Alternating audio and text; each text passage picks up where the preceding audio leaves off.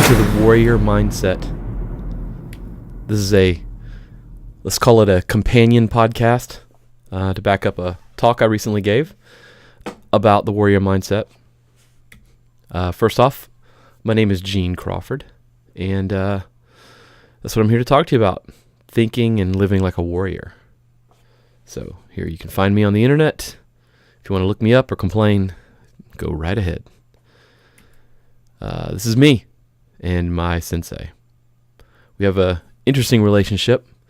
The sensei-student relationship is always interesting, and in this case, very positive. Changed my life for the better, very much for the better. Showed me a lot of the ins and outs of living life like a warrior and thinking strongly, and being in charge, taking a leader, and also learning to listen and specifically follow directions at the same time.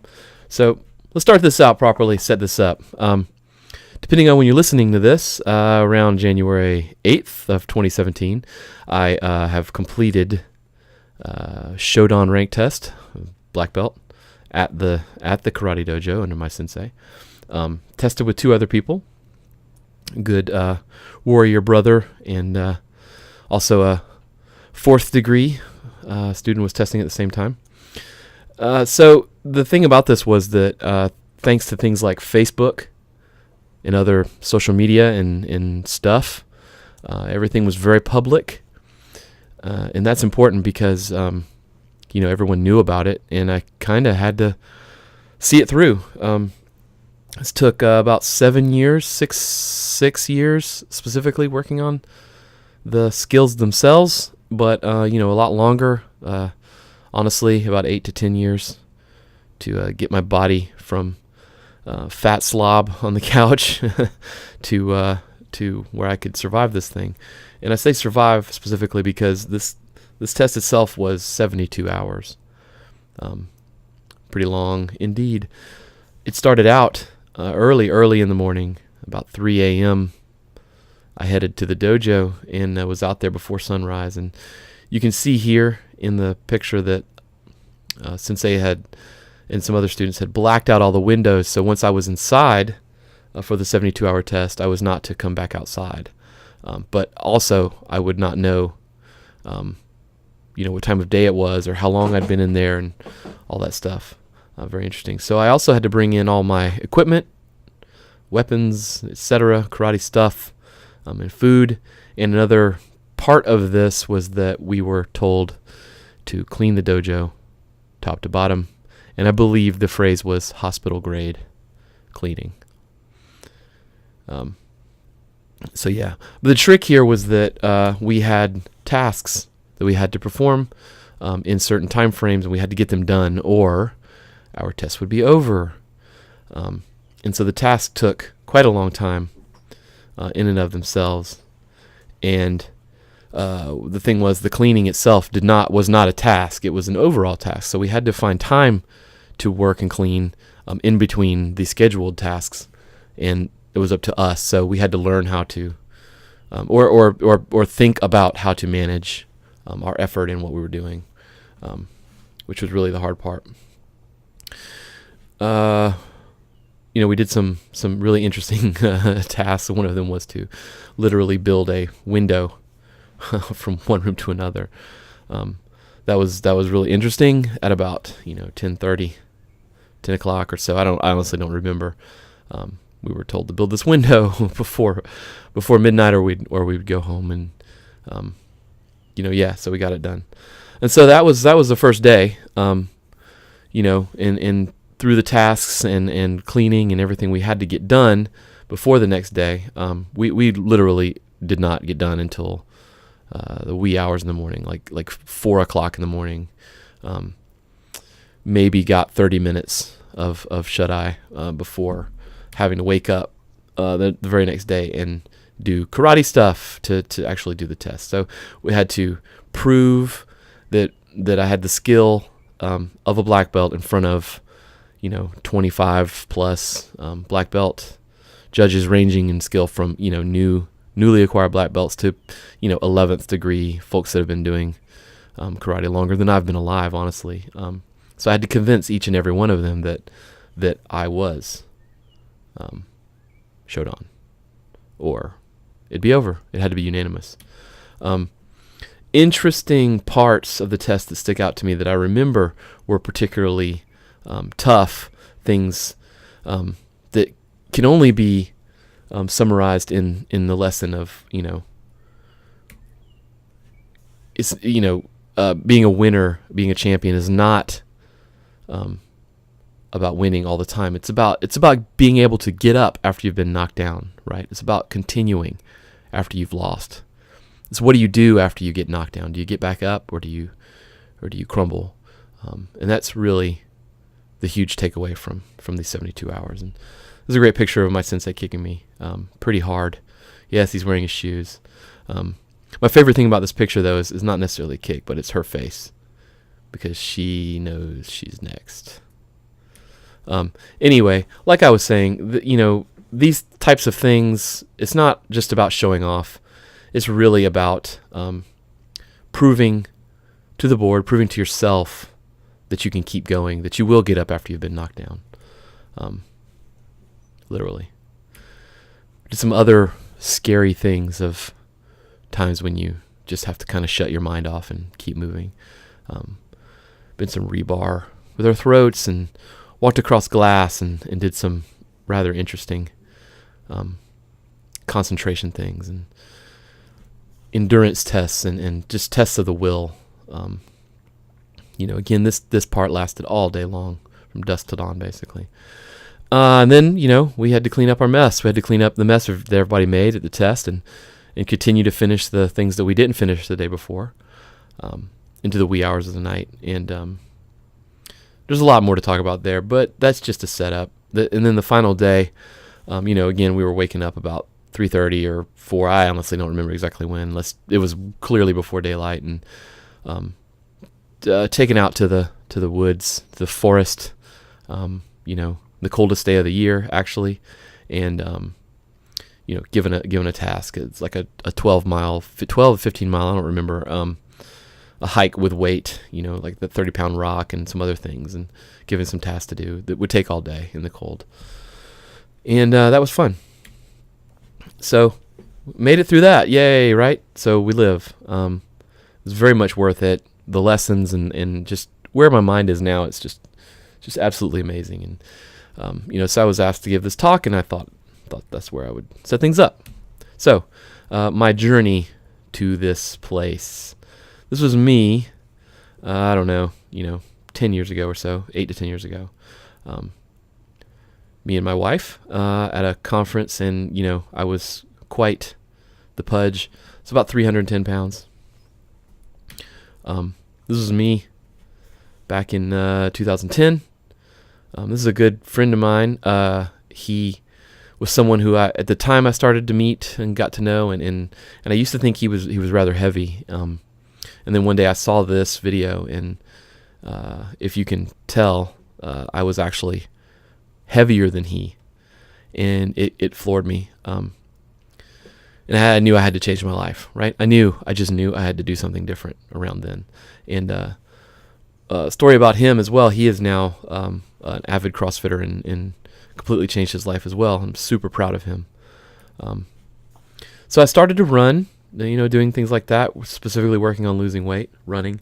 I started running some road races and trail races, doing a little strength training. I didn't know what I was doing at all. And then I started to learn about the effects of that and nutrition and what I needed to do. And one of the keys to my success has been involving my family in things I do. And just because of that, I've been able to go pretty far, not just in my fitness journey, but in life and in preparing for everything. Done some crazy things, 10K races in the snow with my best friends and stuff. But the one thing that really, really changed my life, and I'm gonna tell you a quick story about this guy, and not my sensei, but my son Eric.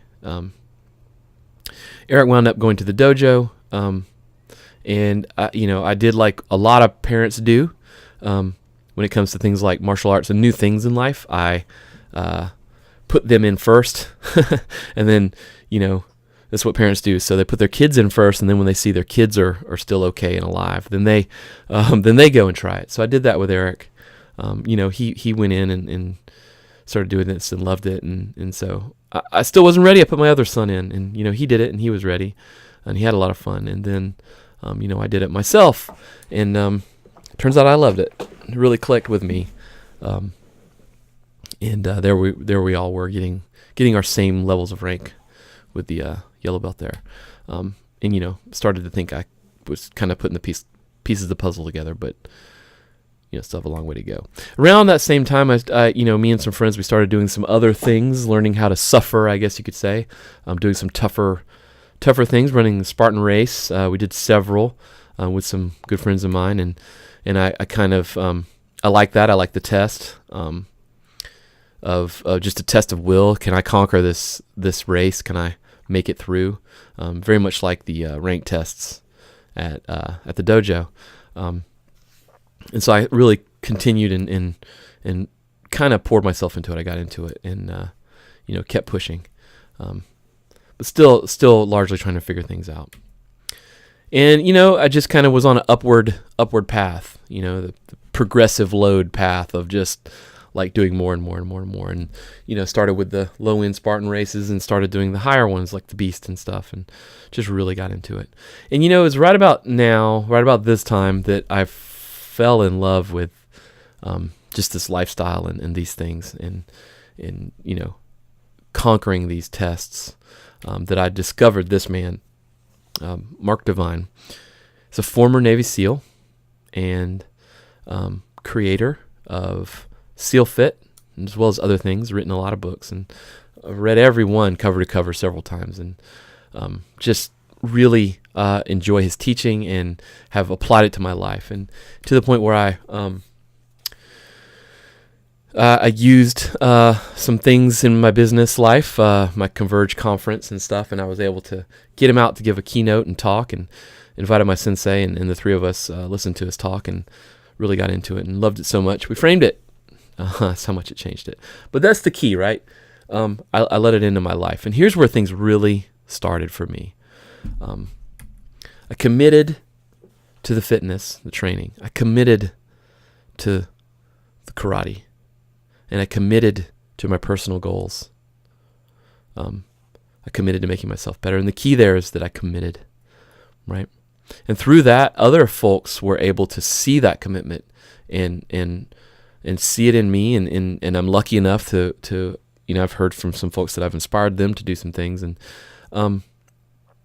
we've done some pretty tough things, like this Murph workout, which is really an incredible workout. But the key is not to just look at the workout, but it's to look at the people and to know that the amount of work that it takes to get ready for something like this, and that we had to do it as a community, and it's just it's bigger than me, right? It's bigger than you, and that's the thing.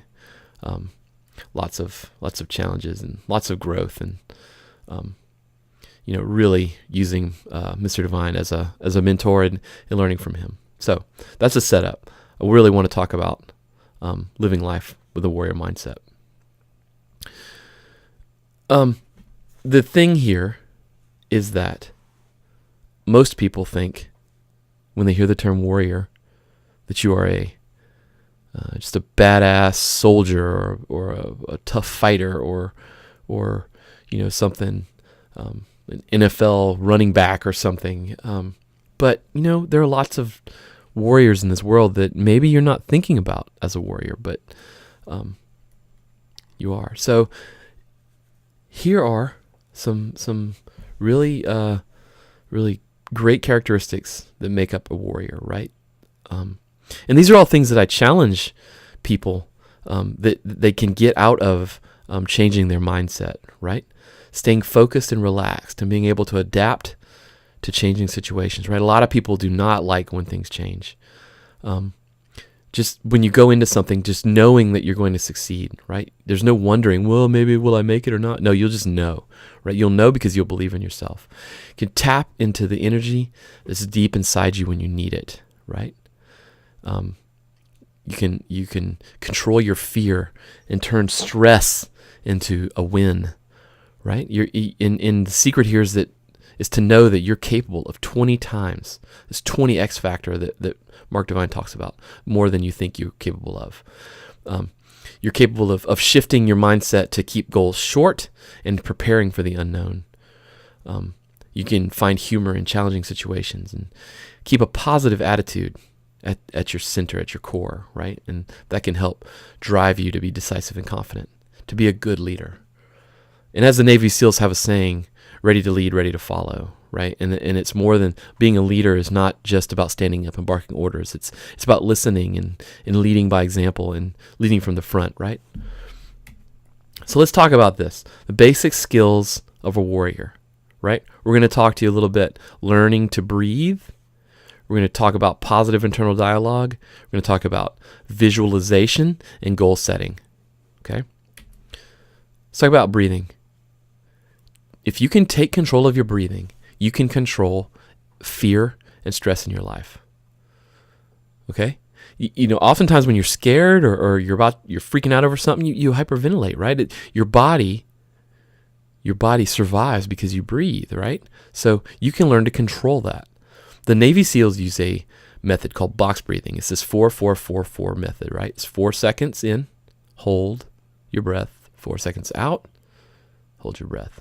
And you repeat that, right? In through the nose, out through the mouth. The site Quiet Kid has this great animation, and just give it a try, okay? Go find it and use it to meditate. But let's look at it here real quick. So when the circle goes in like it is right now, you breathe in, you hold. When it breathes out, when it goes out, you breathe out. Just give it a second. Give it a try. Hopefully you're watching this on video.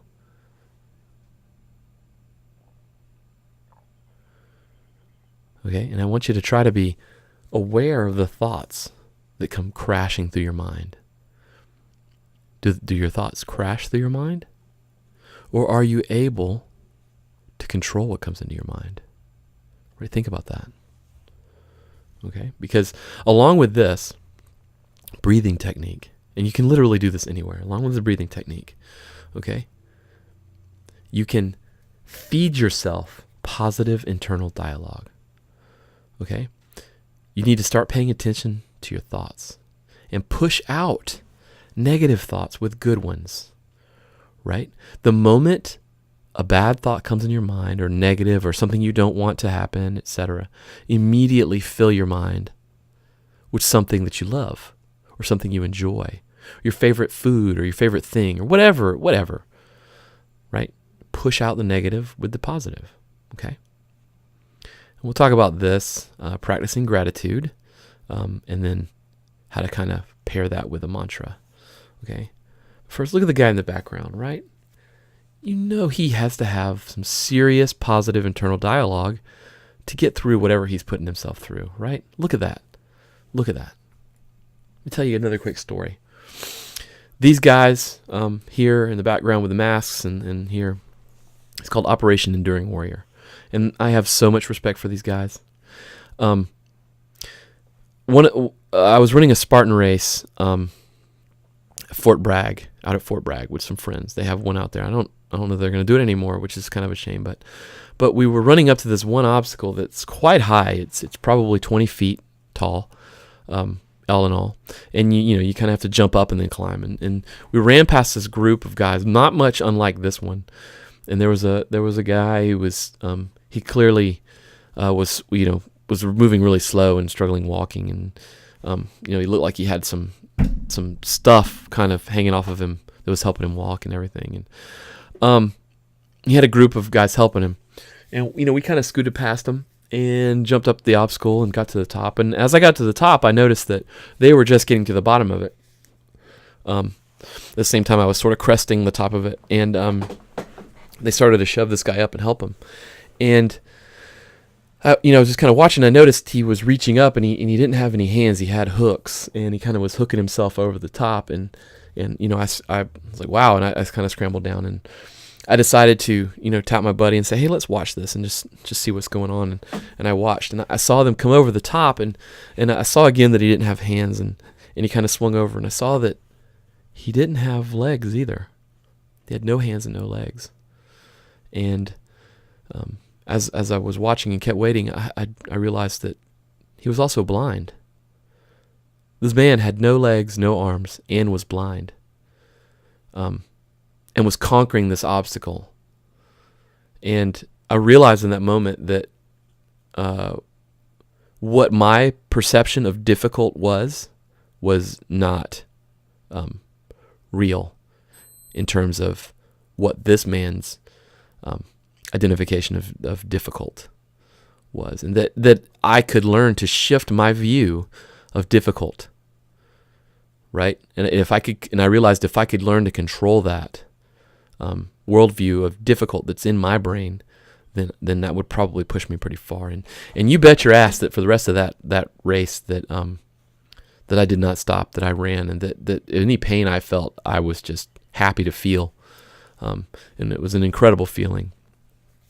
So one of the other pieces is visualization, right? So and that is rehearsing in your mind, right? It's literally thinking through what you're about to attempt, right? And high-level athletes do this all the time.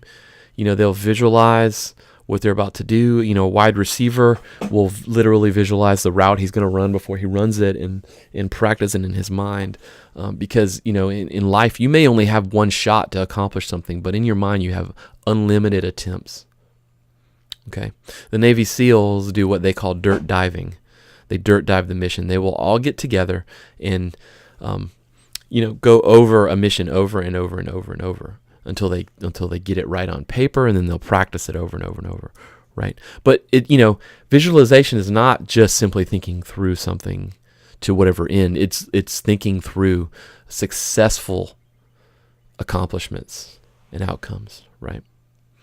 One of the things that I did to prepare for my skills portion of my black belt test that an older gentleman told me that would really help was to begin to visualize my kata. And kata is a floor exercise of the karate movements where you're fighting one or more imaginary attackers.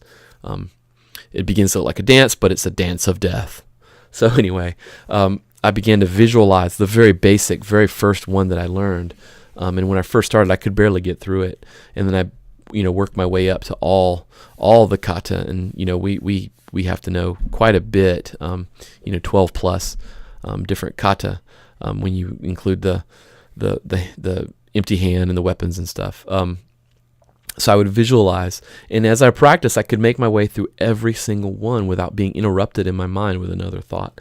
And I felt absolutely powerful when I could get to that point. And it took a while. It took upwards of 6 to 8 months, but it can be done, and it was hugely helpful on the day of the test, because I had sort of pre-programmed muscle memory into my body from my brain just by thinking through it, and that's an incredible tool. Another thing is setting goals, right? So I used to think that goal setting was bullshit. You hear about people, they set these goals. Let's call them resolutions, right? Every Christmas and into the new year, you hear people, I'm going to lose weight, or I'm going to make this much money by the end of the year, or whatever. And those really are bullshit, because they're just open-ended. They don't make sense. They're whatever. You have to really set goals based on something you believe in. Okay? You can get this worksheet here that I made up, and it's sort of a kind of altered one of something that Mark Devine was putting together, but it can work, and I'll walk you through it. So we could start by naming one thing that's important that you want to focus on in your life. One thing. Okay? Whatever that is. Then you think through 3 very specific strategic things, strategic goals, strategic accomplishments, strategic events that you can accomplish by yourself, without the help of other people, without somebody else's money, somebody else's time on your own that relate to your one thing. Okay? There's 3 things that you can do that will help you achieve your 3 strategic goals. Okay? 3 actionable things that help you with those other 3 goals. Okay, and here's the key. This is where it starts to get real and effective. Write down, you could just write down just one, or write down 10, whatever. Habits. And remember, something that is a habit, it takes about 30 days that you do every day before it becomes a real habit. Okay, so something you can do every day, something small, okay, that you can do. Does it cost you money or whatever? Something you can do every day that you can start to develop that pushes you towards those other 3 things and the 3 strategic goals. Okay, habits, right? And here's the deal. Once you do these habits long enough, guess what? You've done your goals. They become real because you planned them in that step and you're actually living the action that it takes to get you to your goal. Right? It's magic. It's magic. Another thing that tags onto that is this concept of micro goals. So let's say you're running a marathon, right? If you focus just on running, all those miles at one time, that super long distance, then you'll probably never make it because you will freak yourself out or you will tire yourself out in your mind before you actually get there, right? So micro goals are, a half a mile at a time, a mile at a time, 100 yards at a time, right? Let's say you're trying to run a mile, but it's killing you. If you just make it to your mailbox, make it to the next, block, make it to the end of the street, right? And then keep going. Like, I'll get there and then I'll keep going. I'll get to the mailbox and I'll keep going. Micro goals. Break off the bigger project into smaller chunks and take them one at a time. This is Eddie Izzard. I don't know if you've ever heard of him, but he is a comedian, funny guy. But he ran 27 marathons in 27 days. And I cannot believe that a human being is capable of that, much less someone who's not a professional athlete. But I can only imagine the goals and the micro goals and the deals he made with himself along the way to running all those miles that he went through. And it inspires me. Okay, shifting gears slightly. I want to talk about the things that make up total, heuristic, total, complete fitness. Okay? And it's everything from your body to your mind. Okay, Mark Divine has this concept called the 5 mountains: physical, mental, emotional, awareness, and kokoro. I'll break these down. Physical is exactly what you think it is. It's the physical training, conditioning your body, training your body. Mental is the mental toughness. It's being able to get up after you've been knocked down, right? Emotional, awareness and resiliency. It's the ability to keep going when you think the world is going to end, right? It's you keep going no matter what. Awareness is being aware of your emotion, aware of how tough you are mentally, aware of your physical limitations, right? It's feeding the intuition. It's feeding your gut. When people say trust your gut, that's real, and you have to train it. And then finally is kokoro. It's the warrior spirit itself. It's grit. It's all those things together that make you get up. Get up after you've been just knocked down and you feel like it's about over and you're able to just keep going, and that's grit. So when we train physically, holistically, physically, we have to train to be strong. We have to we have to train to move, right? So strength training, functional training, mobility, right? Stamina and work capacity. We have to test ourselves to see if our strength and our functional training can come together, right? You have to test yourself. You have to see what you're capable of. You have to work on your endurance. You have to work on being able to work all day long. You have to have durability physical durability and mental stamina to push your endurance and your durability, to push using your strength and your ability to move.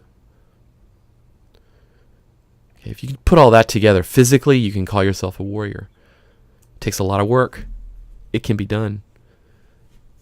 It can only be done if you're honest with yourself. Okay? This is where integrity comes in. The definition of integrity is the quality of being honest and having strong moral principles, moral uprightness. Do you do every rep in the gym that you have to do? Do you?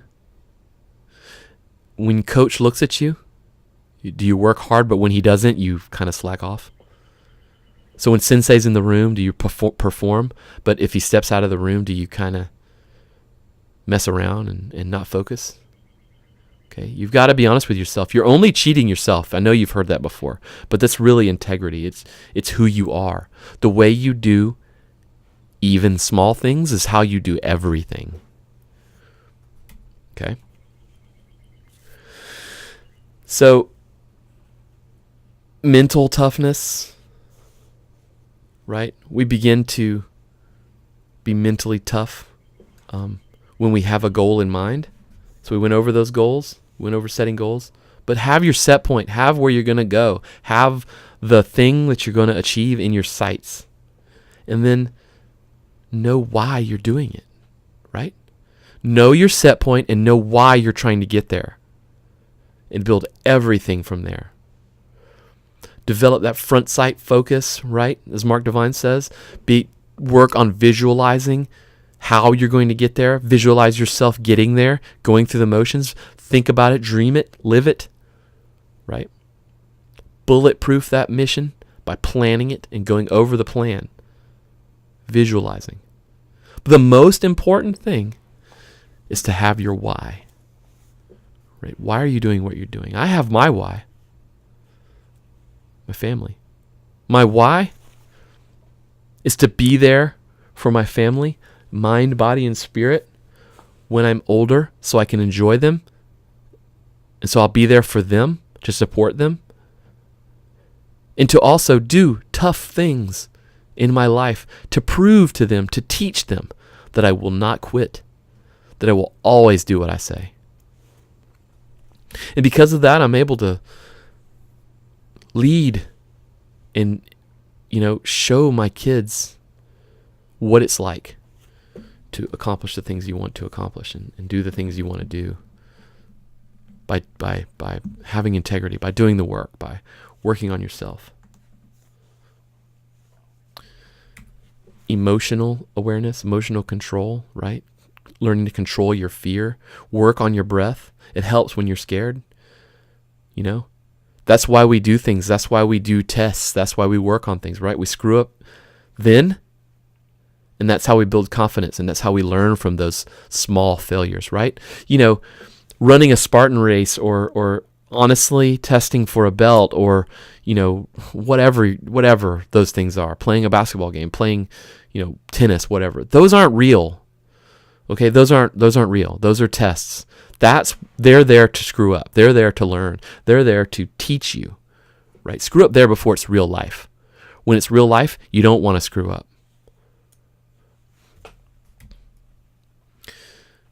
Work on your emotional maturity, right? A quick story about this is that that Mark Divine likes to tell is that when he was in training, he used to train SEALs in BUDS, and that's their Navy SEAL training, and they have what's called Hell Week, where it's like a week-long thing, much harder than my 72-hour test, like by far. But they would do it for like a week. But he tells a story about this gentleman who was doing air squats, and they were probably doing like 1,000 of them or something. But this guy, just totally ripped, awesome in shape looking guy, was like ready to be Navy SEAL, and they, and Mr. Divine said, begin, do your squats, and he started doing them. And the thing about it is that when you do a squat, you have to, your butt has to go below your knee, right? You kind of have to get below parallel, they say. And this guy did a few, and he missed, and Mr. Divine was like, no rep, and the guy was getting mad, And he'd seen this before, so he walked away, and because he knew what would happen. And the other coach, the other instructor, came up and did the same thing. No rep. And he saw this candidate getting super, super mad. And these instructors are smart, so they have experience. And so a third instructor came up and no repped him a few times. And the guy was so pissed, he stood up and was like, F this, and ripped his shirt off and literally quit. Literally quit his Navy SEAL training.